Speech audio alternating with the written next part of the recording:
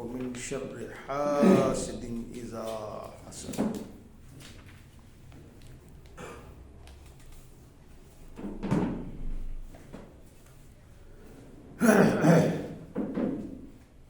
اللہ کے نام سے جو بہت مہربان اور رحم فرمانے والا ہے۔ کہو میں پناہ چاہتا ہوں پھاڑنے والے رب کی،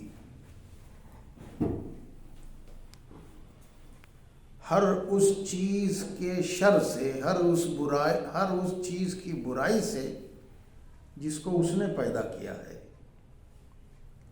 اور اندھیری رات کے تاریکی سے جب کہ اندھیرا چھا جاتا ہے، اور گانٹھ مار کر پھونکنے والوں یا پھونکنے والیوں کے شر سے، اور حسد کرنے والے کے شر سے جب کہ وہ حسد کرتا ہے۔ بزرگوں، دوستوں، محترم خواتین،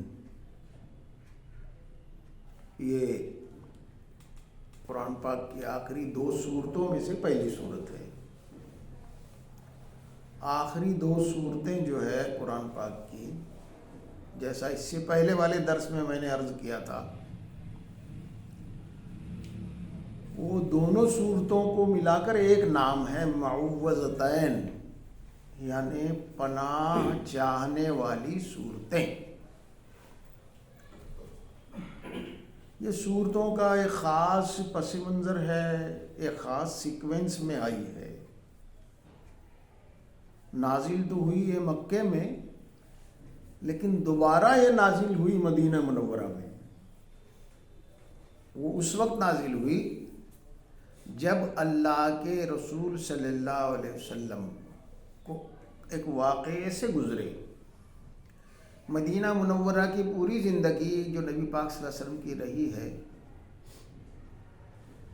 اس میں یہودی جو قبائل رہے ہیں ان کی طرف سے سازشیں بہت ہوتی رہی ہیں، آپ کو نقصان پہنچانے کی، آپ کو جان سے مارنے کی، اور مسلمانوں میں طرح طرح کی بدگمانیاں پیدا کرنے کی، مسلمانوں کو نقصان پہنچانے کی، اور مسلمانوں سے معاہدہ کرنے کے بعد، ایگریمنٹ کرنے کے بعد اس میں دھوکہ دینے کی بہت لمبی تاریخ ہے۔ پوری سیرت میں اس کی چیزیں آتی ہیں، اور قرآن پاک سورہ بقرہ میں بھی وہ چیزیں آتی ہیں، اور جگہ جگہ اس کو کھول کے اللہ تعالیٰ نے بیان بھی کیا ہے۔ تو ایک واقعہ نبی صلی اللہ علیہ وسلم کے ساتھ گزرا کہ مختلف انداز سے نبی صلی اللہ علیہ وسلم کو زہر دینے کی کوشش کی گئی، پتھر اوپر سے گرانے کی کوشش کی گئی، اللہ تعالیٰ آپ کو بچاتا رہا۔ یہ واقعہ جو گزرا ہے سیرت میں آتا ہے، بخاری و مسلم دونوں میں یہ واقعہ آتا ہے کہ ان لوگوں نے نبی پاک صلی اللہ علیہ وسلم پر ایک جادو کا عمل کیا تھا، جس کی وجہ سے نبی پاک صلی اللہ علیہ وسلم جو ہے وہ انایزی فیل کر رہے تھے، کچھ عجیب سی کیفیت اور طبیعت آپ کی ہو گئی تھی۔ تو اس کیفیت میں جیسے جو بھی کسی مومن کو ذرا سی کوئی پریشانی ہوتی ہے، کوئی تکلیف پہنچتی ہے اس کی اندرون میں یا باہر میں، تو مومن کا عمل یہ ہوتا ہے کہ وہ اللہ سے رجوع ہوتا ہے، اللہ تعالیٰ سے رجوع ہوتا ہے۔ اور انبیاء علیہ السلام کا تو معاملہ یہ رہا ہے کہ ہر وقت اللہ کی جناب میں رجوع رہتے تھے۔ تو مسلسل نبی پاک صلی اللہ علیہ وسلم نے دعا کی اللہ تعالیٰ سے، مسلسل دعا کی۔ تو جبریل علیہ السلام کی آمد ہوئی، اور جبریل علیہ السلام نے آپ کو یہ خبر دی کہ اللہ کے رسول آپ پر یہودیوں کے فلاں قبیلے سے جادو کا عمل کیا گیا ہے، اور اس کی وجہ سے آپ کو یہ پریشانی ہو رہی ہے۔ تو آپ کے رب نے اس کا علاج آپ کے لیے یہ بتایا ہے کہ ان 2 صورتوں کو پڑھ کر اپنی دونوں ہتھیلیوں پر پھونکے، اور پورے بدن پر آپ دونوں ہتھیلیوں کو پھیر لے۔ ایک روایت میں یہ آیا ہے کہ 3 مرتبہ پھونک پڑے اور پھر ہتھیلیوں پہ پھونکے 1 مرتبہ اور پورے بدن پر پھیر لے۔ دوسری روایت میں یہ آیا ہے کہ 1 مرتبہ پڑھ کر ہتھیلیوں پر پھونکے، 1 مرتبہ پڑھیں اور 3 مرتبہ ہتھیلیوں پر پھونک کر پورے بدن پر پھیر لیں۔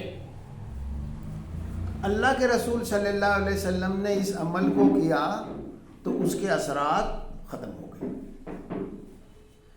اس کے اثرات سے آپ آزاد ہو گئے۔ تو یہ اس میں ایک مسئلہ اور پیدا ہوتا ہے کہ کیا پیغمبروں پر، اللہ کے رسولوں پر بھی جادو کا اثر ہوتا ہے؟ تب تو بہت سارا کچھ ڈاؤٹ فل ہو جائے گا معاملہ، وحی کے بارے میں ڈاؤٹ فل ہو جائے گا، آپ کی تعلیمات کے بارے میں ڈاؤٹ فل ہو جائے گا کہ پتہ نہیں کیسی ذہنی کیفیت میں آپ رہے ہیں اور کیا بول دیا جو اللہ کی مرضی کے خلاف ہو۔ لیکن ایسا نہیں ہے، بلکہ اگر آپ دیکھیں گے کہ نبی صلی اللہ علیہ وسلم کے بہت سے بعض واقعات ایسے واقعات سے آپ کو گزارا گیا ہے کہ آپ کی واسطے سے امت کو وہ تعلیم حاصل ہو جائے کہ ایسے موقع پر امت یہ عمل کرے، ورنہ آپ پر ایسا نہیں ہو سکتا تھا۔ مثال کے طور پر میں ایک حدیث میں آتا ہے کہ اللہ کے رسول صلی اللہ علیہ وسلم تہجد کی جو 8 رکعتیں پڑھتے تھے وہ پڑھ کے آپ تھک گئے تھے تو لیٹ گئے، تو حضرت عائشہ رضی اللہ عنہ نے، اور آپ کی ایسا معلوم ہوا جیسے آپ سو گئے، تو حضرت عائشہ رضی اللہ تعالیٰ عنہ نے آپ سے کہا اللہ کے رسول آپ جو ہے وتر پڑھے بغیر سو گئے؟ تو آپ نے فرمایا اے عائشہ میری آنکھیں سوتی ہیں لیکن میرا دل جاگتا ہے۔ تو پیغمبر کی ذات ایسی ہوتی ہے کہ وہ نماز کی غفلت ان سے نہیں ہو سکتی۔ اس حدیث کو ذہن میں رکھیے۔ اس کے بعد دوسری حدیث آتی ہے، دوسری حدیث میں یہ آتا ہے کہ صلح حدیبیہ یا خیبر سے واپسی کے وقت تھکے ہوئے تھے سارے صحابہ، اور ابھی فجر کی نماز میں کافی وقفہ تھا، تو آپ نے یہ حکم دیا کہ سب لوگ سو جائیں، اور حضرت بلال رضی اللہ تعالیٰ عنہ کو یہ ڈیوٹی دی کہ بلال تم جاگتے رہنا اور وقت ہو جائے تو اذان کہنا سب کو اٹھا دینا۔ تو ایسا ہی ہوا، اور بلال رضی اللہ تعالیٰ عنہ جو ہے وہ خیمے کی لکڑی سے ٹیک لگائے ہوئے جاگ رہے تھے کہ آنکھ لگ گئی اور وقت قضا ہو گیا، سورج نکل آیا۔ نبی صلی اللہ علیہ وسلم جاگے اور آیا، بلال کس نے تم کو سلا دیا، یعنی غفلت کیوں کی؟ تو انہوں نے جواب میں عرض کیا اللہ کے رسول جس نے آپ کو سلا دیا اس نے مجھے سلا دیا۔ تو ان دونوں حدیثوں میں کتنی کنٹروورسی ہے۔ یہ واقعہ کیوں گزرا؟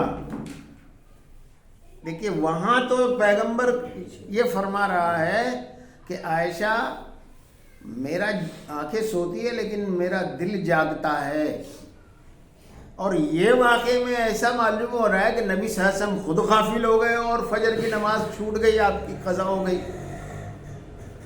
ایسا نہیں ہے، یہ ان واقعات کو اس لیے سامنے لایا گیا ہے نبی صلی اللہ علیہ وسلم کے ذریعے سے کہ امت کو یہ تعلیم ہو کہ جب آپ پر ایسا واقعہ گزرے تو کیا کریں۔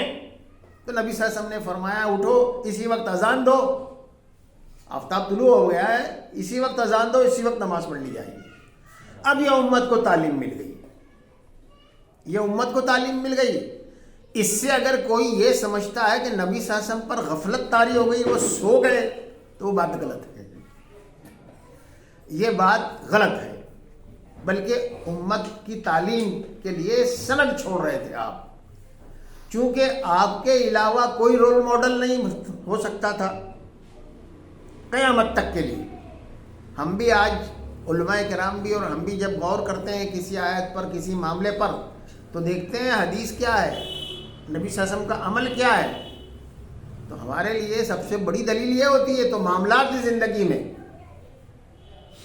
یہ اس طرح سے امت کو تعلیم ہو، اور انسان کے جو سبق ہوتا ہے، انسان جو سیکھتا ہے وہ واقعات کے پس منظر میں اچھی طرح ذہن نشین ہوتا ہے اس کو، اس لیے ایسے واقعات سے گزرا گیا ہے۔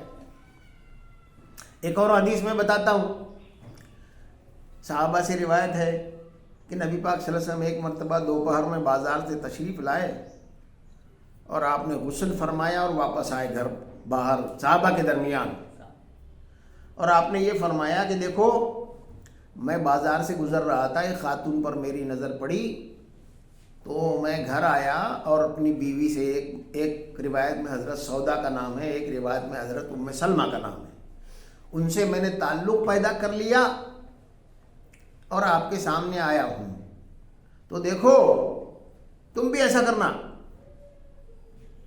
اگر کہیں گئے ہو اور کسی خاتون پر نظر پڑے، تمہاری خواہش بیدار ہو رہی ہو تو گھر پر آنا اور اپنی بیوی سے تعلق پیدا کرنا، اس لیے کہ اس خاتون کے پاس جو کچھ ہے وہ تمہاری بیوی کے پاس بھی ہے۔ تو اب اس سے کوئی یہ سمجھنے لگے کہ نبی صلی اللہ علیہ وسلم نے ایک اجنبی خاتون کو دیکھ کے آپ کو خواہش پیدا ہو گئی، ایسا نہیں ہے۔ امت کو یہ تعلیم دینی تھی۔ اللہ تعالیٰ کی مرضی و منشا یہ ہے کہ انسان اپنی خواہشات سے، نفس سے جلدی نکل آئے اور اللہ کی طرف رجوع ہو، اور جنسی داعیہ اور بھوک کا داعیہ دو بڑے قوی داعیہ ہے انسان کے اندر، تو اس کی کیسے ازالہ ہو، اس اعتبار سے نبی صلی اللہ علیہ وسلم کو اس واقعے سے گزارا گیا۔ آپ نے یہ ایکٹ کیا ہے، ایسا ہوا نہیں، ایکٹ کیا۔ نماز میں آپ سے غفلت نہیں ہوئی، ہو سکتا ہے آپ نے نماز پڑھ لی ہو اکیلے، لیکن ایسا ایکٹ آپ کو کرنے کے لیے کہا گیا۔ آپ سمجھ گئے بات کو؟ اب یہ جادو کا بھی اسی طرح کا معاملہ ہے۔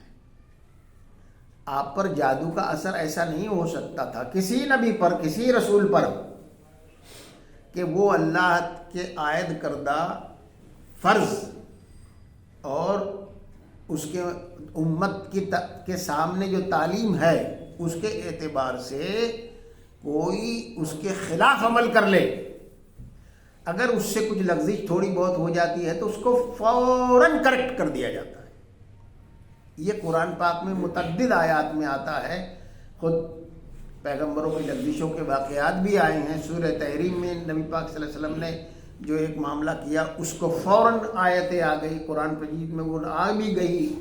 نبی صلی اللہ علیہ وسلم نے ایک مرتبہ جنگ احد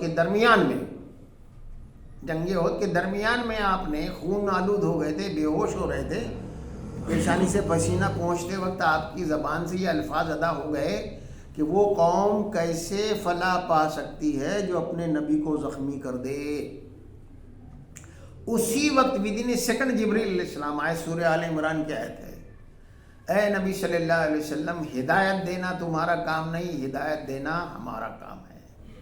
اللہ تعالیٰ اگر چاہے گا تو ان لوگوں میں سے، مطلب جنہوں نے آپ کو زخمی کیا اور جنہوں نے آپ کو اتنا تکلیف پہنچائی، ان لوگوں میں سے بہت سو کو ہدایت دے گا، بہت سو کو معاف کرے گا اور بہت سو کو سزا دے گا۔ اللہ سزا نہیں دیتا مگر ظالموں کو۔ فوراً آپ نے اللہ تعالیٰ سے رجوع کیا۔ جب تک کہ اللہ تعالیٰ کی طرف سے اجازت نہ ہو، نبی یا رسول کسی قوم کو بد دعا نہیں کر سکتا، چاہے وہ قوم اس کو زخمی کر دے، چاہے وہ قوم اس کو تلوار سے زخمی کر دے، نیزے سے زخمی کر۔ نبی صلی اللہ علیہ وسلم کے 4 دانت شہید ہوئے تھے اور یہاں رخسار میں کڑیاں دھس گئی تھی اور اتنا خون بہا کہ آپ بے ہوش ہو گئے تھے۔ اس وقت آپ کی زبان سے یہ الفاظ نکل رہے تھے کہ وہ قوم کیسے فلاح پا سکتی ہے۔ تو ذرا سی لغزش ہوتی ہے تو فوراً کریکٹ ہو کر دیتا ہے اللہ تعالیٰ۔ اب آپ دیکھیے، انہی لوگوں میں خالد بن ولید تھے، انہی لوگوں میں اکرمہ بن ابی جہل تھے، انہی لوگوں میں عمر بن العاص تھے، انہی لوگوں میں ابی سفیان بن حرب تھے، بڑے بڑے سورما تھے انہی لوگوں میں۔ اللہ تعالیٰ جن کو ہدایت دینا چاہ رہا تھا اور اللہ تعالیٰ کے منصوبے میں تھا کہ یہ لوگ اسلام کے شہسوار ہوں گے. نبی صلی اللہ علیہ وسلم کو غیب کا علم نہیں تھا. خالد بن ولید کی وجہ سے پورے جنگ کا پانسا پلٹ گیا تھا. اور وہی خالد بن ولید جو ہے اسلام کے ایسے سپاہی کہ آدھی دنیا جو فتح ہوئی اس کے سپہ سالار وہ رہے ہیں حضرت عمر کے زمانے میں. تو یہ چیزیں کہ نبی کو ایسا ہو سکتا ہے، جادو ہو سکتا ہے، ایسا نہیں ہے. ایک لمحے کے لیے تو ہو سکتا ہے لیکن ایسا نہیں. وہ ایک اسی لمحے میں آیتیں بھی آ جاتی ہے. آپ کو معلوم ہے موسیٰ علیہ السلام کا واقعہ ہے. موسیٰ علیہ السلام سے پوچھا جادوگروں نے آپ ڈالو، اور موسیٰ علیہ السلام نے کہا کہ آپ ڈالو. انہوں نے اپنی لاٹھیاں اور رسیاں ڈالی تو وہ سانپ کی طرح چلتی ہوئی لگی. جب سانپ کی طرح چلتی ہوئی دکھائی دی موسیٰ علیہ السلام کو تو وہ خوف زدہ ہو گئے. فوراً آیت آئی لا تخف، غم نہ کرو، اپنا اثر ڈالو. تو ایک لمحے کے لیے تو ہو سکتا ہے بشر کے تقاضے کے تحت، لیکن رسول سے ایسا نہیں ہو سکتا کہ اس پر ایسا جادو کا اثر ہو جائے کہ کئی دن یا کوئی 2-4 دن 5 دن تک وہ اس کو پھر سارا دین ڈاؤٹ فل ہو جائے گا. تو یہ اس لیے ہوتا ہے، اس کی حکمت اس لیے ہے کہ امت کو تعلیم ہو کہ ایسے حالات و معاملات میں وہ کیا کرے. تو اب آپ اس کو سمجھے اس طرح سے کہ جب بھی ہمیں وسوسہ ہو، جب بھی خوف اور اندیشہ ہو، جب بھی ایسا محسوس ہو کہ ہم کچھ نفسیاتی طور پر یا کچھ اس طرح سے ڈر رہے ہیں، خوف زدہ ہو رہے ہیں، کیا بھوت دکھائی دے رہا ہے، کیا دکھائی دے رہا ہے، تو اس وقت اگر ان 2 صورتوں کا اخلاص کے ساتھ، رجوع الی اللہ کے ساتھ مطالعہ، یہ تلاوت کریں اور ہتھیلیوں پر پھونک کر پورے بدن پر پھیریں. بعض مرتبہ پانی میں پھونک کے بھی پی سکتے ہیں آپ، 1 کپ پانی میں یا آدھا گلاس پانی میں. اس کو آنکھوں سے بھی لگا سکتے ہیں، سینے سے بھی لگا سکتے ہیں. یہ نبی صلی اللہ علیہ وسلم کا سوتے وقت کا ساری زندگی کا معمول رہا ہے. حتیٰ کہ جب آخر میں آپ مرض الموت میں مبتلا ہوئے، یعنی 4-5 دن آپ عالم سکرات میں تھے، 5 دن، اور بہت نحیف و نزار ہو گئے تھے، یعنی دونوں ہاتھ اٹھا بھی نہیں سکتے تھے. اس وقت آپ نے حضرت عائشہ رضی اللہ تعالیٰ عنہ کو حکم دیا کہ تم دونوں صورتوں کو میری دونوں ہتھیلیوں پر پڑھ کر پھونکو اور اپنے ہاتھوں سے میری ہتھیلیوں کو اٹھا کر میرے بدن پر پھیرو. آخری رات تک بھی یہ عمل آپ کا رہا ہے. تو آپ جان لیجئے کہ ان صورتوں کی اہمیت کتنی زیادہ ہے، کتنی زیادہ ہے. اور ان صورتوں کے ایک ایک لفظ پر اگر آپ غور کریں گے تو انسان کے لیے جتنے خارجی اور داخلی اس کے اندر میں جو فتنے ہوتے ہیں، اس کے اندر میں جو اس کو تکلیف پہنچانے والی چیزیں پیدا ہوتی ہے، اور خارج میں بھی جو باہر بھی جو ہوتی ہے، ان سب سے پناہ طلب کی. اور اللہ سے بڑھ کر پناہ کون دے سکتا ہے؟ کس کی پناہ انسان کے لیے پناہ ثابت ہو سکتی ہے؟ سارے سہارے جھوٹے ہیں، ساری پناہیں جھوٹی ہے.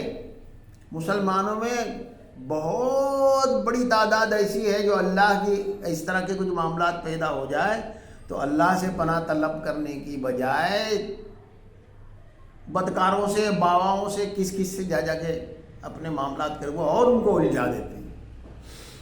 تو جو اس طرح کے خیالات رکھتے ہیں، برہمنوں کے پاس جانا، عملیات والوں کے پاس جانا، کسی جادوگر کے جادو کا توڑ اتارنے، آپ کو دیکھنے پوسٹر بھی لگے ہوئے ملیں گے، جادو کا اثر 1 دن میں، کسی پہ جادو کرنا ہو تو آئیے، جادو کا اثر اتارنا ہو تو آئیے.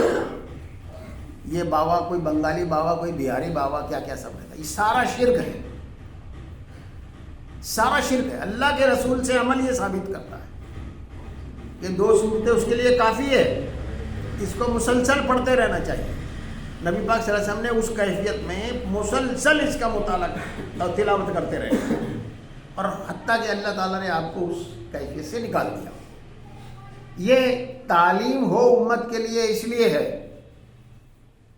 بتایا میں نے، معاملہ آپ کو صاف کر دیا کہ جادو کا اثر پیغمبر پر نہیں ہوتا. پیغمبر ایسا غافل نہیں ہوتا ہے کہ فرضی نماز کو بھی ترک کر دے. پیغمبر ایسی نفسانی خواہشات نہیں رکھتا کہ کسی غیر عورت کو دیکھے اور اس کے اندر خواہش پیدا ہو. یہ اس لیے ہے کہ آپ نے ایکٹ کیا اور امت کو یہ تعلیم دی ایسے حالات آپ پر گزرے تو فوراً ایسا کر لیا کرو تاکہ اللہ سے قریب ہو جاؤ. اس لیے یہ. تو اب ہم آتے ہیں آج کی آیت مبارکہ کی طرف. ہر اس چیز کے شر سے جو اس نے پیدا کی. یہاں یہ نہیں کہا گیا ہے کہ ہر شر سے اللہ کی پناہ طلب کرتا ہوں یا شر جو ہے اس سے اللہ کی پناہ طلب کرتا ہوں، بلکہ یہ یہاں کہا ہے ہر اس چیز کے شر سے جو اس نے پیدا کی. یعنی اللہ تعالیٰ نے جتنی چیزیں پیدا کی ہے دنیا میں شر کے مقصد سے نہیں پیدا کی. اللہ تعالیٰ پاک ہے اس بات سے کہ کسی چیز کو شر کے مقصد کی خاطر پیدا کر دے. اللہ اس سے پاک ہے. یہ معاملہ بڑا گہرا سا ہے. اب مثال کے طور پر انسانوں نے ابھی تک اس چیز کو پا نہیں سکے ہیں کہ جو چیزیں انسانوں کو نقصان پہنچانے والی ہے، سراپا شر ہے، وہ فائدہ پہنچانے والی کیسے ہو سکتی ہے. ایک عرصے تک انسان سمجھتے تھے کہ سانپ جو ہے وہ انسان کے لیے بہت زیادہ ڈینجرس چیز ہے.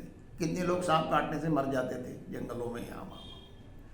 بڑے عرصے کے بعد، بڑے تجربے کے بعد یہ معلوم ہوا کہ سانپ اگر ہمارے کھیتوں میں نہ ہو تو فصل جو ہے وہ نقصان ہو جاتا ہے، کم آتی. سانپ جو ہے وہ ان جانوروں کو کھاتا ہے جو پکے ہوئے اناج کو کھاتے ہیں، وہ کنٹرول کرتا ہے. ایک زمانہ تھا کہ یہاں سے مینڈکوں کی سپلائی بہت ہو رہی تھی، ایکسپورٹ بہت ہو رہا تھا. آندھرا کے ساحل پر سے اور بہت سے ساحلوں سے جو مڈ ہوتا تھا وہاں سے لوگ مینڈک پکڑتے تھے، اس کی ٹانگوں کو صاف کر کے اچھی پیکنگ میں بھیجا کرتے تھے. تو ان علاقوں میں دھان یعنی چاول کی فصل بہت کم ہو گئی. تو ریسرچ ہوتی رہی 3-4 سال تک. تو سمجھ میں آتا ہے کہ چاول کے پھول کو جو کیڑا کھاتا ہے اس کیڑے کو مینڈک کھاتا ہے. اب مینڈک ہی پیسے کما لیے بھیج، اور تم اس کے ساتھ یہ ہوا کہ چاول کی فصل کم ہو. تو انسان ابھی اس پروسیس سے گزر رہا ہے کہ کیا چیزیں تو بظاہر تو ایسا ہی لگتا ہے کہ یہ کیا ہے، کوئی فائدے کی چیز نہیں ہے. ایسا نہیں ہے. اللہ تعالیٰ نے کوئی بھی چیز غیر مفید پیدا نہیں کی ہے، نقصان دہ نہیں پیدا کی ہے. اور ہر چیز اللہ تعالیٰ نے کی جو ہے اس کو انسان اپنے لیے نقصان بنا لیتا ہے. جیسے مال ہے اس میں خیر ہی خیر ہے، فضل ہی فضل ہے. لیکن انسان اگر اس سے عیاشی کرنے لگ جائے، اللہ کی نافرمانی کرنے لگ جائے، اس کے حق میں مال شر ہو جاتا ہے. پاور جو ہے وہ بھی اللہ کی نعمت ہے. اس سے ایک صاحب خدا پرست انسان جو ہے عدل قائم کرتا ہے، غریبوں کا حق ادا کرتا ہے. جو فرق ہے اس اعتبار سے وہ غریبوں کے معاملات، مسائل اور چیزیں اس میں وہ پاور اس کا استعمال ہوتا ہے جس کو عدل کہتے ہیں. ایکویلٹی کے لیے وہی کام کرتا ہے. لیکن اگر وہ ظلم کریں تو اس کے لیے پاور جو ہے وہ شر کیا ہو جاتا ہے، شر ہو جاتا ہے. اس کے لیے شر ہے. کسی شخص کو اللہ تعالیٰ نے نعمت دی ہے، خوبصورت بنایا ہے، اس کو وہ اللہ کا شکر ادا کرتا ہے، پرسنالٹی اچھی ہے، اللہ کے کام میں لگاتا ہے اپنی شخصیت کو، تو اس کے لیے خیر ہے. لیکن اس کے اندر اگر اہنکار پیدا ہو جائے اور وہ انا کا شکار ہو جائے تو اس کے حق میں برائی ہے، شر ہے. اسی طرح علم ہے، چاہے علم دین ہی کیوں نہ ہو،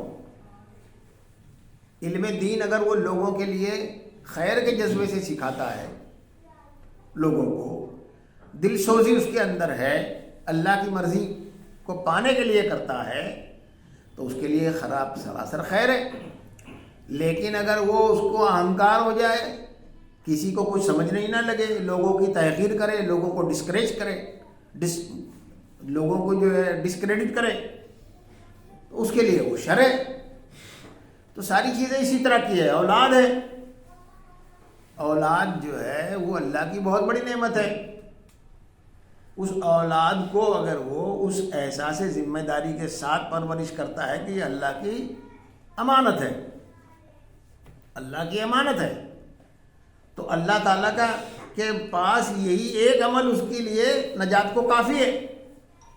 ماں باپ اولاد کے مالک نہیں ہوتے، اللہ اولاد کا مالک ہوتا ہے۔ اپنے بچے اللہ ماں باپ کی گود میں ڈالتا ہے تاکہ وہ پرورش کریں اس کی اللہ کی مرضی کے مطابق۔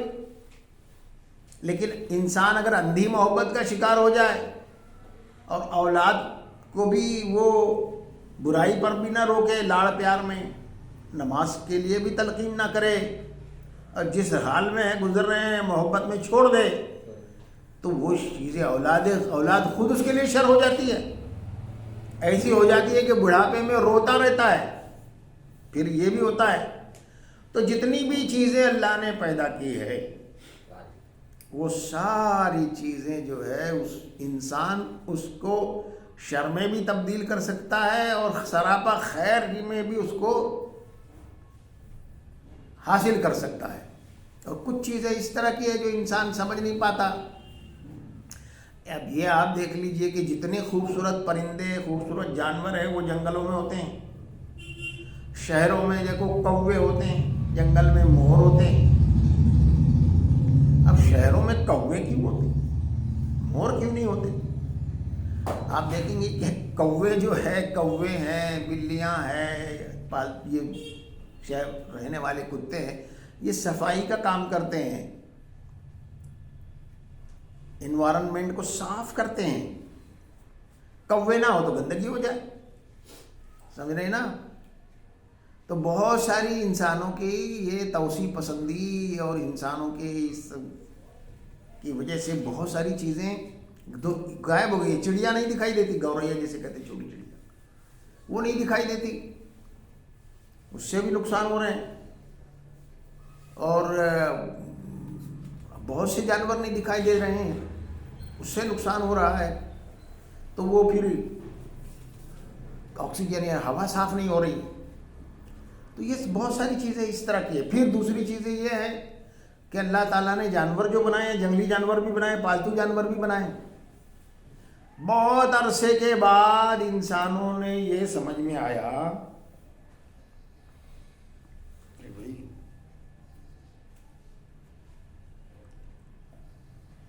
کہ پالتو جانور جو ہے وہ ابھی پالے نہیں جاتے۔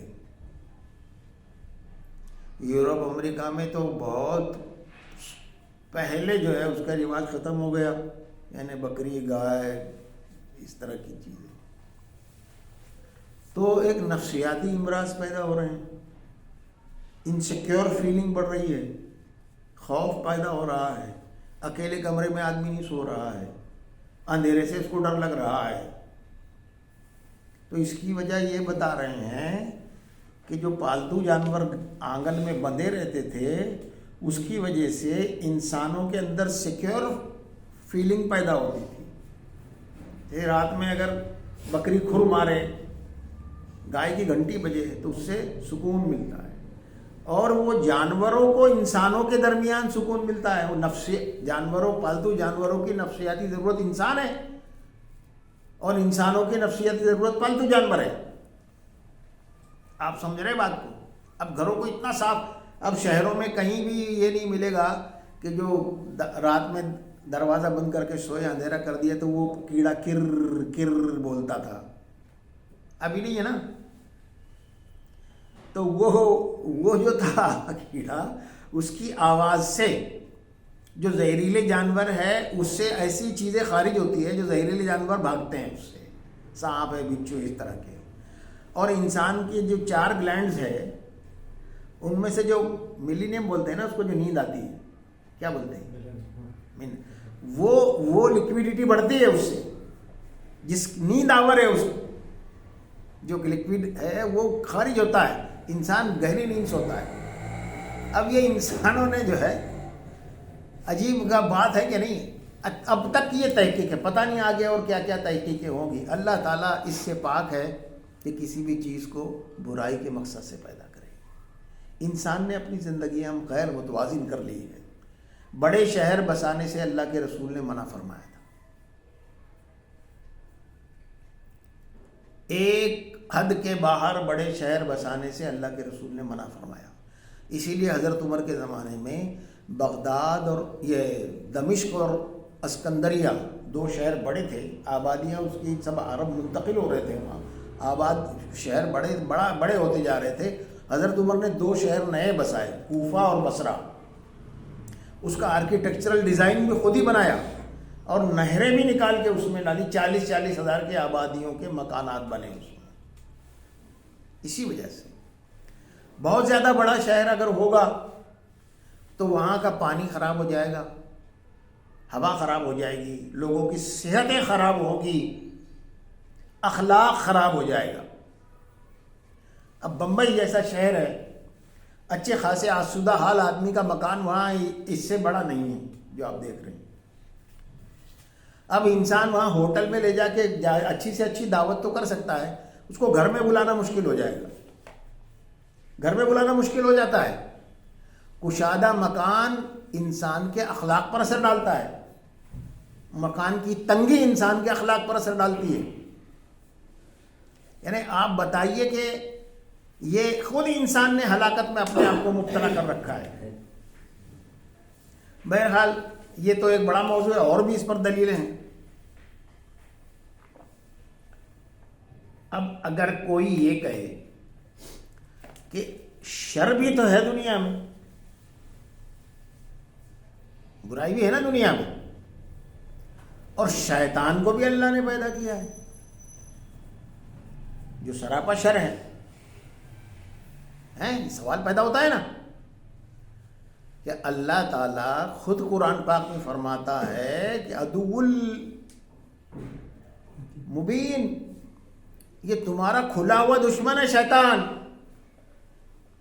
پھر وہ مہلت مانگتا ہے اللہ تعالیٰ سے کہ مجھے مہلت دے، میں آگے سے پیچھے سے ان کو گھیروں گا، اور بہت سو کو تو ناشکرا پائے گا۔ تو اللہ تعالیٰ نے اس کو کہا جا تجھے مہلت ہے، یعنی ہمارا دشمن ہے کیا اللہ تعالیٰ؟ نعوذ باللہ من ذلک۔ شیطان کو پیدا کر کے ہم کو آفت میں ڈال دیا اللہ تعالیٰ نے، ایسی بات ہے؟ تو ایسا نہیں ہے۔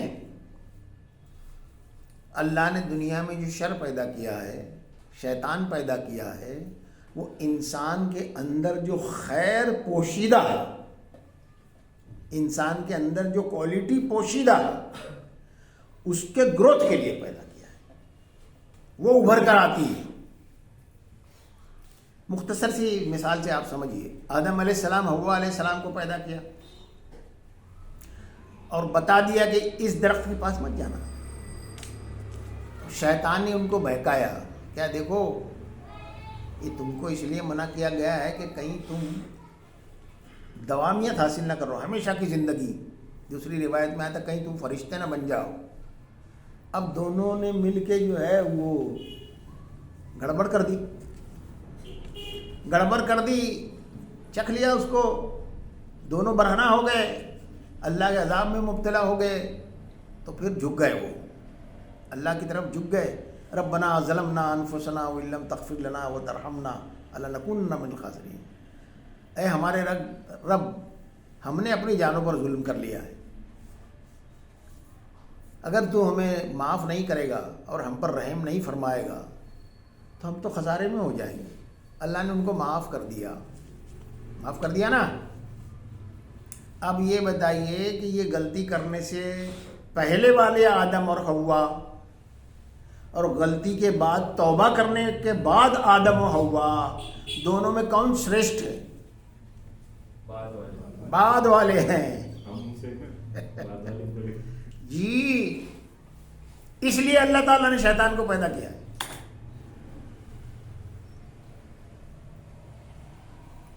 اللہ تعالیٰ نے انسان کی، مومن کی کون سی صفت سب سے زیادہ پسند ہے؟ اللہ تعالیٰ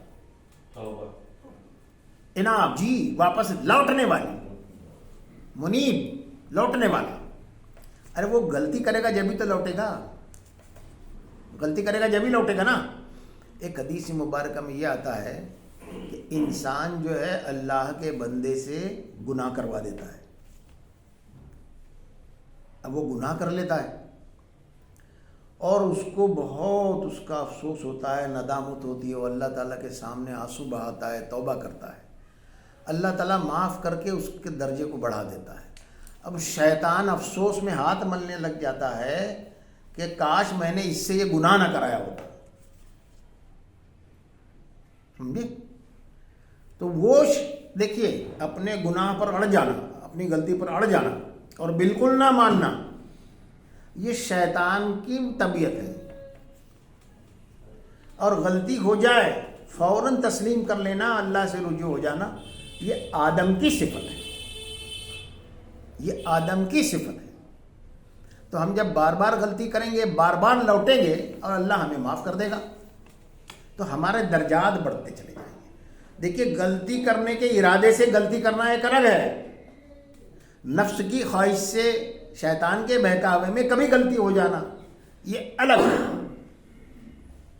نہ کوئی یہ نہ کہے کہ میں گروتھ حاصل کرنے کے لیے غلطی کر لوں، ایسا نہیں ہے، ایسا نہیں ہے۔ انسان ہے، اس کو نفس دیا گیا ہے، خواہشات نفس ہے، مال کی محبت ہے، اولاد کی محبت ہے، بیویوں کی محبت ہے، اس میں غلطی کر جاتا ہے اللہ تعالیٰ انسان۔ اللہ کے رسول بیوی کی محبت میں لغزش کر گئے نا سورہ تحریم میں۔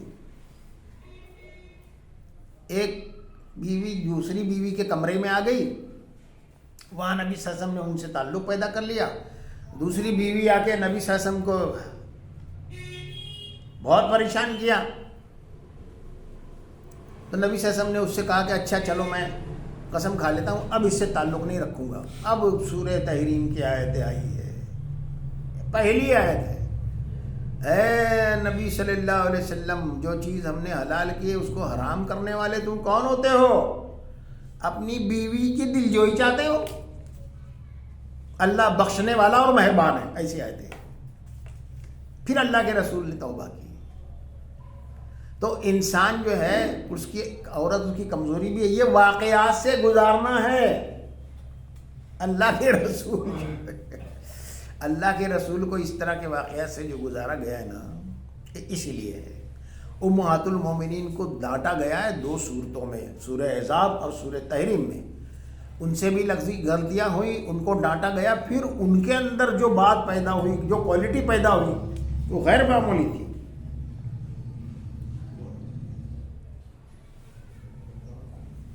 تو اللہ تعالیٰ پاک ہے اس بات سے کہ شر کو پیدا کرے۔ اب انسان مومن کو یہ چاہیے کہ شیطان کے مقابلے میں ایک مضبوطی کا عزم کرے، شیطان کو مجھے شکست دینا ہے۔ شیطان کے پاس تو توبہ کا ہتھیار ہی نہیں ہے، وہ تو راندہ درگاہ ہے، ہمارے پاس ہے نا۔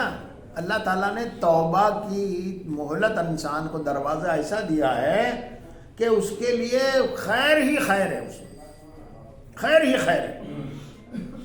پھر انسان غلطیاں کر کے سیکھتا ہے،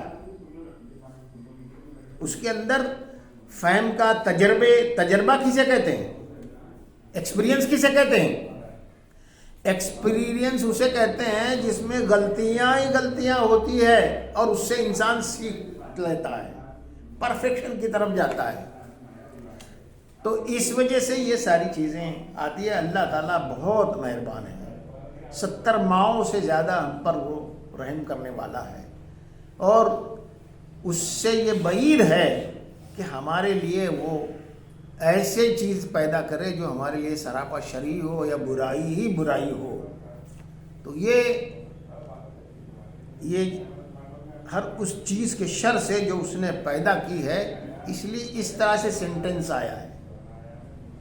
ہر چیز کے شر سے ایسا نہیں آیا ہے. ہر چیز کے شر سے آئے گا تو پھر جیسے پارسیوں نے کیا کیا ہے، زرتشت تو توحید کا پرستار تھا، لیکن دنیا میں شر اور خیر دونوں تھا، تو انہوں نے بعد میں کر لیا خدا سے شر کیسے پیدا ہو سکتا ہے، تو دو خدا بنا لیے. ایک کا نام انہوں نے یزداں رکھ دیا اور ایک کا نام اہرمن رکھ دیا. تو اہرمن جو خدا ہے وہ برائی کا ہے ان کے نزدیک، اور یزداں جو خدا ہے وہ نیکی کا ہے. تو پارسی مذہب جو ہے نا، اس میں اہرمن اور یزداں دو خدا ہیں. شر جتنا پیدا کیا ہے انسان، یہ دنیا میں جتنا بھی برائیاں ہیں وہ اہرمن خدا نے پیدا کی ہیں، اور جتنی اچھائیاں اور نیکیاں ہیں وہ یزداں والے خدا نے پیدا کی. اس کو سنویت کہتے ہیں، سنویت کہتے ہیں. تو اس چیز کو نہ سمجھنے کے نتیجے ہوا ہے. یہ خدا کی طرف کیسے منسوخ کر سکتے ہیں شر کو؟ خدا کی طرف کیسے منسوخ کر سکتے ہیں شیطان کو؟ خدا کی طرف کیسے منسوخ کر سکتے ہیں زنا کو، شراب کو، برائی کو؟ خدا تو پاک ہے، تو اس کا الگ خدا بنا لو. یہ اس وجہ سے بڑا گھپلا ہوا ہے. اس لیے یہ آیتیں بھی ہمارے سامنے آتی رہتی ہے، اور یہ سینٹنس جس انداز سے آیا ہے، کوئی چیز اللہ نے شر کے مقصد سے پیدا نہیں کی. اس لیے ایسا نہیں کہا کہ ہر چیز کے شر سے پناہ طلب کرو، بلکہ ہر اس چیز کے شر سے جو آپ نے پیدا فرمائی ہے. تو ہر خیر میں بھی شر ہوتا ہے جو انسان اس کو اپنے لیے شر بنا لیتا ہے، اور شر کو بھی وہ شکار ہو جاتا ہے اور اس پر اڑ جاتا ہے، توبہ نہیں کرتا، تو پھر وہ اس کے لیے شر پیدا ہوتا ہے. تو انسان کو ہمیشہ چوکنا رہنا چاہیے اور ان دو صورتوں کو معمول بنا لے. میں نے جو بتایا آپ کو کہ رات میں سونے سے پہلے، ایک دوسری روایت میں اس میں سورہ اخلاص بھی جوڑ دیا گیا ہے. دونوں قسم کی روایتیں ہیں کہ سورہ اخلاص، سورہ فلق اور سورہ ناس. اور بہت سی روایتوں میں سورہ فلق اور سورہ ناس ہے. تو یہ اللہ تعالی ہمیں اس کی توفیق دے. اب یہ من شر غاسق اذا وقب جو ہے، اندھیری رات کی تاریکی سے ابھی تو آپ کو کچھ تاثرات کا بھی پروگرام ہے نا جی؟ کنٹینیو کیجیے آپ انشاءاللہ. تھوڑے سے لے لوں، مختصر کر لوں. نہیں، اتنے لوگ سب شریک تھے نا. ہاں، اب یہ آیت پر بھی تفصیل بتانی پڑے گی. نئی حالات کی تحقیق کی روشنی میں رات کی تاریکی سے کیا مراد ہے، سمجھ رہے نا؟ تو اگلی بار انشاءاللہ بتائیں گے. آپ تاثرات کا پروگرام رکھیے، ٹھیک ہے؟ یا جیسے آپ کہیں میں 15 منٹ اور لگاؤں گا ایسے.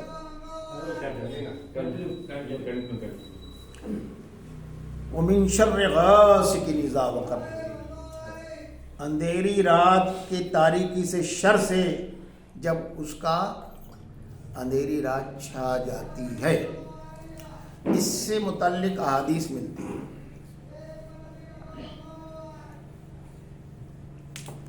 نبی پاک صلی اللہ علیہ وسلم نے فرمایا کہ عشاء کے بعد اگر کوئی خاص دینی یا بہت ضروری مصروفیت ہو، جنگ کا معاملہ ہو، پہرا دینا ہو، اس طرح کا ہو، تو ہی جاگو، ورنہ عشاء کے بعد جاگنا انسان کے لیے مناسب مضر ہے. آپ سمجھ رہے بات؟ جتنی حدیث ملتی ہے اللہ کے رسول صلی اللہ علیہ وسلم سے، وہ حضرت عائشہ فرماتی ہے کہ عشاء کی نماز کے بعد نبی پاک صلی اللہ علیہ وسلم مسواک کرتے ہوئے تشریف لاتے، پھر آپ وضو فرماتے اور فوراً ہی بستر پر چلے جاتے، اور تھوڑی ہی دیر میں آپ کے سینے سے ہلکی ہلکی آواز آنے لگتی. پھر آپ کا معمول تھا آدھی رات یا اس سے کچھ کم سے اٹھ جانا. اب اس آیت کے تحت جو مفسرین نے بات لکھی ہے کہ رات میں حشرات الارض نکلتے ہیں، راستوں میں سانپ آ جاتے ہیں، بچھو آ جاتے ہیں، کبھی جنگلی جانور شہر کی طرف آ نکلتے ہیں، اور رات میں چور اچک کے آتے ہیں، اندھیری رات میں جو ہے ڈاکو آتے ہیں. تو ان تمام کے شر سے پناہ طلب کروائی گئی. اور حدیث میں آتا ہے کہ نبی پاک صلی اللہ علیہ وسلم نے بتایا کہ جب اندھیرا چھا جائے تو بچوں کو اندر لے لو، جانوروں کو رسیوں سے باندھ دو، اور اندھیرا ہوتے ہی اجنہ ایکٹیو ہو جاتے ہیں، یعنی جنات ایکٹیو ہو جاتے ہیں، یہ آپ نے فرمایا ہے۔ اس زمانے میں ایسی مرکیوری لائٹیں، اسٹریٹ لائٹیں یہ سب نہیں تھی۔ اندھیرے میں انسان جو زیادہ سے زیادہ مغرب کے وقت تک سارے کاروبار ختم کر دیے جاتے تھے اور لوگ گھروں میں آ جاتے تھے، جانور باندھ لیے جاتے تھے، پھر کہیں آنے جانے کا کوئی مسئلہ نہیں تھا۔ بہت خاص کوئی معاملہ ہو تو مشل جلا کے آیا جایا جاتا تھا۔ تو نبی پاک صلی اللہ علیہ وسلم نے اس میں خاص ہدایت فرمائی ہے، اور خاص موقعوں پر ہی نبی صلی اللہ علیہ وسلم عشاء کے بعد جاگے ہیں۔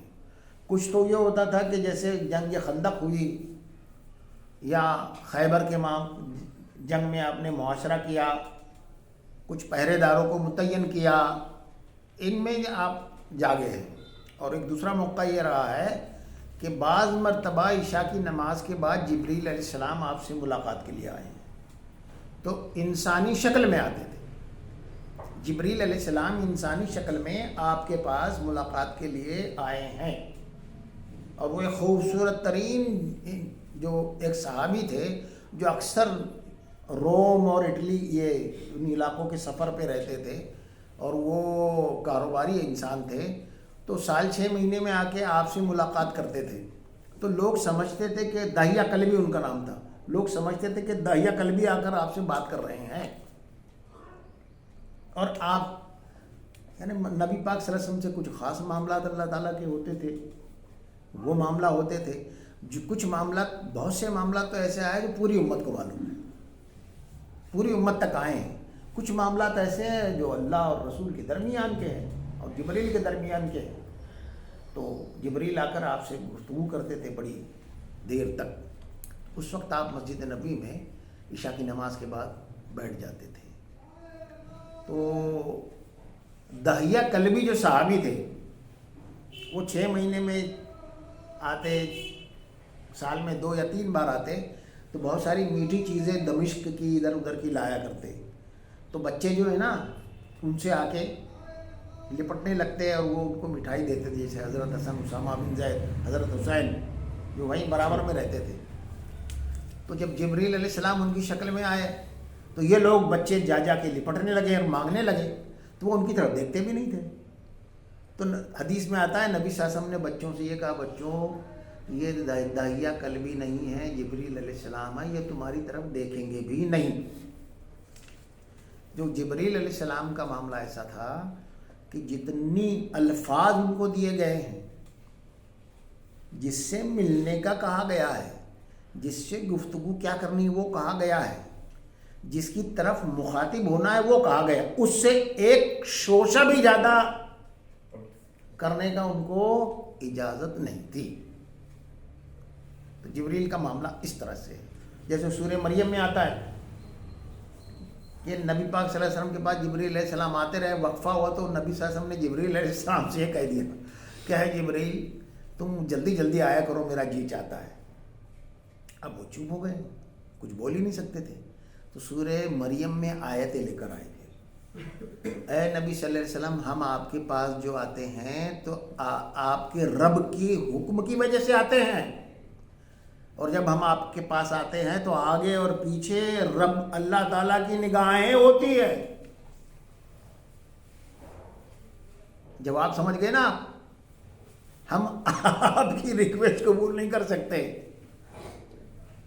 اور جب آپ کی بات قبول کرنے کا اور آپ کی اپنی خواہش سے آپ کے پاس آنے کی بات تو دور رہی، آپ کے پاس جب آتے ہیں تو اللہ کی نگاہیں بھی ساتھ ہوتی ہے، تو میں آپ کے پاس نہیں آ سکتا، مراد یہ ہے۔ تو یہ اس طرح سے یہ ہوتا تھا، رات میں آپ نے اس طرح منع فرمایا۔ ہمارے پہلے مولانا ابواللہ صاحب ہمارے امیر تھے، تو اکثر وہ جب دورے پر آتے یا ارکان کا اجتماع ہوتا تو وہ یہ بات بار بار کہتے کہ خطاب عام یا جلسہ عام کا مزاج ملت کا مغرب کے بعد کا بناؤ، عشاء کے بعد جاگنے سے اللہ کے رسول نے منع فرمایا ہے۔ تو ہم یہ سمجھتے تھے کہ بزرگ کی نصیحت ہے اور اس کو پاتے نہیں تھے، لیکن بعد میں جا کے جب مطالعہ ہوا یہ سب آیا تو یہ بات سمجھ میں آ گئی کہ اس کے کتنے غیر معمولی اثرات. اچھا اب آئیے نئی تحقیقات کی طرف. بایولوجیکل سائنس کے ریسرچرز یہ بتاتے ہیں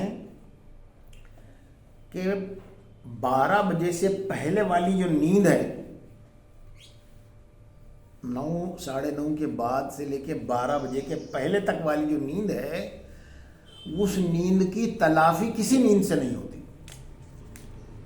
انسان کے اندر جو اس کی نفسیاتی اور جسمانی خیر ہے جتنے وہ اس نیند میں پوری ہو جاتے ہیں پہلے والی نیند میں. اور اگر تھکا ہوا انسان اور وہی نیند سب سے گہری نیند ہوتی ہے. دیکھیے صبح کی نیند میں ہم کو بڑا لطف آتا ہے نا نیند سے, تو وہ ہم جاگتے وہ پکی نیند نہیں ہوتی کیونکہ نیند کا احساس ہوتا ہے, نیند کا احساس لطف انگیز ہوتا ہے, ورنہ نیند نہیں ہوتی وہ گہری. نیند تو وہ ہوتی کہ احساس ہی نہ ہو, بالکل بے سدھ ہو جائے, مرا ہوا اور سویا ہوا انسان برابر ہے. تو وہ نیند اگر ضائع کر دی جائے تو اس کے نتیجے میں پھر انسان کے اندر نفسیاتی عوارض پیدا ہوتے ہیں. بی پی بڑھتا ہے, خوف بڑھتا ہے, انگزائٹی ہو رہی ہے, دباؤ برداشت کرنے کی طاقت کم ہو جاتی ہے, جسمانی توانائی پوری نہیں ریکور نہیں ہو پاتی. یہ ساری چیزیں آج یہ بایولوجیکل سائنس بتا چکی ہے اب تک کے. اس لیے پورے یورپ میں اگر آپ جائیں گے, امریکہ چھوڑ دیجئے آپ, پورے یورپ میں 5 بجے سارا کام ختم ہو جاتا ہے. 8 بجے سے پورے یورپ میں سب جگہ خاموشی ہو جاتی ہے. صبح 7 بجے آفیسز کھل جاتے ہیں. عرب میں بھی اسی طرح کا ہے. عرب میں تو دوپہر میں لمبا وقفہ دیتے ہیں اور عربوں نے تو اس سے کچھ فائدہ اٹھایا نہیں. رات میں وہ بڑے جشن مناتے ہیں, صحراؤں میں نکل جاتے ہیں, ناچ گانے بھی ہوتے ہیں, اور کیا بکرا پورے بکرے دفن کر کے پکاتے ہیں اور راتوں میں بہت دھوم مچاتے ہیں. لیکن یورپ جہاں یہ ساری تحقیقات ہوئی ہیں انہوں نے اپنی زندگی کو بڑا ڈسپلن کر لیا ہے, اس کے ان کو فائدے بھی حاصل ہو رہے ہیں. میرے ایک شاگرد ہے, وہ اٹلی گئے تھے مارکیٹنگ کے, وہ ایک جرمن کمپنی میں مارکیٹنگ کے, تو وہاں جا کے ان کے سر میں درد ہونے لگا دوپہر میں. تو انہوں نے وہ جو جن کے یہاں وہ گئے تھے ان سے ریکویسٹ کی کہ بھائی یہاں کوئی کروسین وغیرہ ملے گی. بولے کروسین کیوں کھا رہے وہاں, وہ میرے ہیڈ ایک. بولے نہیں اینٹی بایوٹک اس طرح کھانا نہیں چاہیے کبھی بھی. تو انہوں نے ان کو گرم پانی پلایا اور تھوڑی دیر آرام کرنے کے لیے آیا تو سر درد دور ہو گیا. تو وہ لوگ یہ بھی جان گئے کہ ایلوپیتھی ڈرگ کے جو نقصانات ہیں, انسان کی عادت ہو گئی ہے, ذرا سر میں درد ہوا تو ایلوپیتھی کروسین کھا لی یا کوئی اور چیز کھا لی, ذرا نزلہ ہو گیا تو کچھ کھا کے اس کو ختم کر لیا. اور ڈاکٹر بھی وہ جب دیے جاتے ہیں اس کے بڑے نقصانات ہو رہے ہیں انسان کے لیے زندگی میں. اینٹی بایوٹکس کے نقصانات بڑے واضح طور پر آ گئے ہیں اور یورپ اس کی پوری پابندی کر رہا ہے. وہ ایک تو ویسی غذا وہ کھاتے نہیں, پیٹ خراب ہو, اگر ایسا ہو بھی جائے تو وہ صبر کرتے ہیں, گرم پانی پینا یا اس طرح کی کوئی چیز کر لیتے ہیں. سر درد ہو تو نہیں, تو یہ وہاں جا کے لوگ سیکھ رہے ہیں اس چیز کو. تو یہ صاحب یہ ہے کہ رات جب پھیلتی ہے. اور ایک اور مسئلہ ہے, جیسے ہی شام کے بعد اندھیرا ہونے لگتا ہے انسان کے اندر کا ایموشنل گراف ہائی ہوتا ہے, یعنی اس کی جذباتیت جو ہے ابھرنے لگتی ہے. اس کو غزل اچھی لگتی ہے اور اس کے مشاعرے میں وہی وقت ہے, ناچ گانوں کا وہی وقت ہے, فلمیں دیکھنے کا وہی وقت ہے, گناہوں کی طرف لپکنے کا وہی وقت ہے. آپ سمجھ رہے بات؟ پوری رات یہ رہتی ہے. تو اس رات کو اگر انسان پہلی رات میں سو جائے اور آدھی رات میں اٹھے تو اللہ تعالیٰ کی طرف رجوع بھی جذبات بڑھ جانے کی وجہ سے زیادہ ہوتا ہے. جذباتی یا ایموشنل گراف آخری رات میں اگر اس کو اس سار استعمال کرے تو اللہ کی طرف رجوع بھی بہت خاص ہوتا ہے, جو دن میں نہیں ہوتا. اور نمازوں میں نہیں ہوتا. اسی لیے حدیث میں آتا ہے جو تہجد کی نماز کے سلسلے میں کہ بندہ نوافل کی وجہ سے، یعنی حدیث قدسی ہے، بندہ نوافل کی وجہ سے مجھ سے قریب ہوتا جاتا ہے. اللہ تعالیٰ فرما رہا ہے بندہ نوافل کے پڑھنے کی وجہ سے مجھ سے قریب ہوتا جاتا ہے، حتیٰ کہ میں اس کی آنکھ بن جاتا ہوں جس سے وہ دیکھتا ہے، میں اس کے کان بن جاتا ہوں جس سے وہ سنتا ہے، میں اس کی زبان بن جاتا ہوں جس سے وہ بولتا ہے، میں اس کے ہاتھ بن جاتا ہوں جس سے وہ کام کرتا ہے، میں اس کے قدم بن جاتا ہوں جس سے وہ چلتا ہے. آخری نماز بڑی پر لطف ہوتی ہے، کوئی دیکھنے والا نہیں ہوتا، اللہ ہے، اندھیرا جیسا ہے، بندہ ہے. اور کیا موقع ہے! ایسے مواقع انسان کو اسی وقت حاصل ہو سکتے ہیں جب وہ یہ پابندی کر لیں کہ رات میں جلدی سو جائے گا. ایسا مسئلہ ہو گیا ہے شہری زندگی میں، بچے بھی نہیں سوتے، عورتیں بھی رات تک جاگتی ہیں. یہ معمولات جو ہے الٹے سلٹے سب ہو گئے ہیں. اس کی وجہ سے بہت سے معاملہ، اینگزائٹی کی وجہ سے گھروں میں جھگڑے ہوتے ہیں. اینگزائٹی پیدا ہوتی ہے رات کی نیند، آدھی رات کے بعد سونے سے، انیزینس بڑھتا ہے، بہت اور ساری تحقیقات ہے وہ میں بتاتا نہیں ہوں. اسی لیے اتنی بڑی آیت آئی ہے، اندھیری رات کے شر سے اللہ تیری پناہ چاہتا ہوں جبکہ وہ چھا جاتی ہے. وآخر دعوانا الحمدللہ رب العالمین. اب اور دور آیتیں رہ جاتی کبھی انشاءاللہ. اللہم صلی علی سیدنا مولانا محمد وعلی آل سیدنا مولانا محمد مبارک وسلم. ربنا آتنا فی الدنیا حسنہ فی الآخرۃ حسنہ وقنا عذاب النار. اے ہمارے رب ہمیں دنیا میں بھی بھلائی عطا فرما اور آخرت میں بھی بھلائی عطا فرما اور ہمیں جہنم کی آگ سے پناہ میں رکھ. صلی اللہ تعالیٰ علی خیر خلقہ محمد وعلی آلہ واصحابہ اجمعین برحمتک یا ارحم الراحمین.